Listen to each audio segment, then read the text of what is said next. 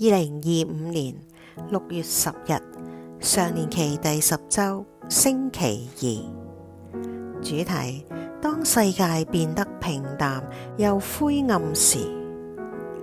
有時我哋覺得生活係好冇味道，起床、做事、講話，一切都好似例行公事，就好似冇咗鹽嘅食物，或者行走喺濃霧當中。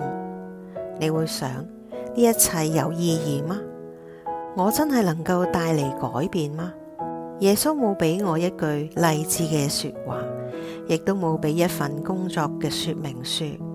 佢俾你嘅只係一個名字，你是鹽，你是光。唔係你將是，唔係你們應該努力成為，而係你就是。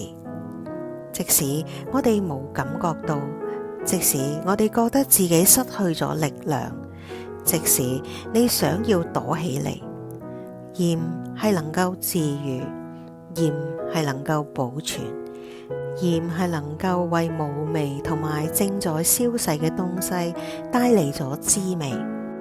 而你安靜嘅陪伴，你付出努力嘅良善，你脆弱但係堅持嘅希望，就係佢撒喺呢個世界裏邊嘅鹽。唔係嗰啲吵鬧嘅人，唔係嗰啲完美嘅人，而係嗰啲忠信留低落嚟嘅人。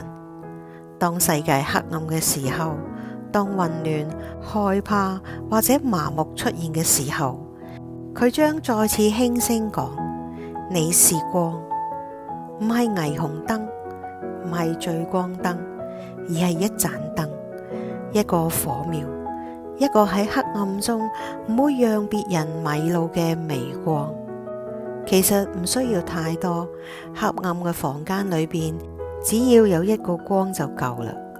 喺充滿苦澀嘅世界裏邊，有一個愛嘅舉動就夠啦。喺關鍵時刻講出一句真說話就夠啦。